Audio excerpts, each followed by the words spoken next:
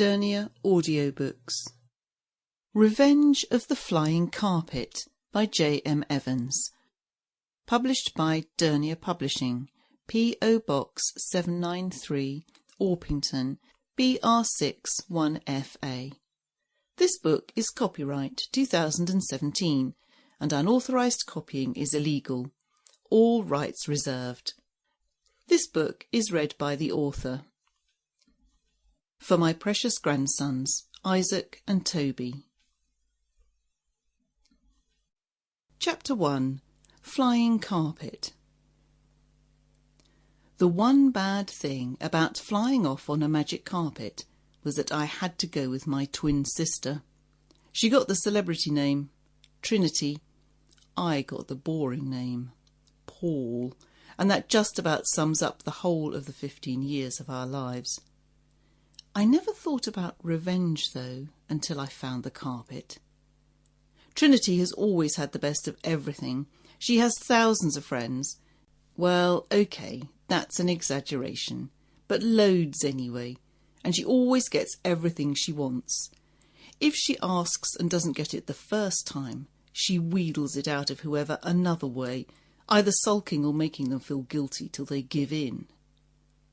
Mostly, she helps herself without asking. If there's only one bag of crisps, she'll have it. She's supposed to be attractive, according to most people, gets A stars for everything and is captain of the school netball team, so yeah, my sister. I never stood a chance, really, being the second twin. Being the second everything. I'm just ordinary, plain brown hair, short and a bit plump, as my gran is often telling me.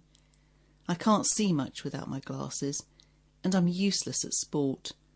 I'm slightly dyslexic and drop balls. I just do. The only thing I'm good at is art. But hey, there you go. Life's not fair, as my dad used to tell me before he left us for a job in Australia. That was 2 years ago. He might come back, but he's got a girlfriend now, so he might not. Anyway, I wanted to tell you about the flying carpet. Well, it was the size of a large rug, really, but magic rug doesn't sound quite right.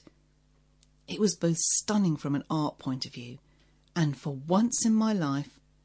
Hang on, I'm going too fast. Let me start by telling you how I found it. It was in our gran's loft when we cleared out our house. She had to move into an old people's apartment with a lift, because she can't manage the stairs anymore. I had to pass all the stuff down the rickety loft ladder to Trinity, because it was dirty up there, and I always got the worst jobs. A bare light bulb hardly lit up the cobwebs, let alone the stuff beneath. It was freezing up there. It was February, and the rafters were so low I kept bumping my head. I nearly died when I first climbed up and saw how much dusty old junk was up there. You should have seen it, piled up high, stretching away to every corner. My heart sank. What a way to spend a Saturday. We'd be here forever, I thought. I wondered where I was going to start, but it was obvious, really. I had to start right there by the ladder, because I couldn't get any further in. I'll cut out telling you about all the tedious shifting and Trinity's non-stop moaning and whining, and get straight to the point. The carpet was rolled up against the far brick wall, held up between a pile of chairs and a stack of boxes. I could see the blue wool on the edges long before I could get to it.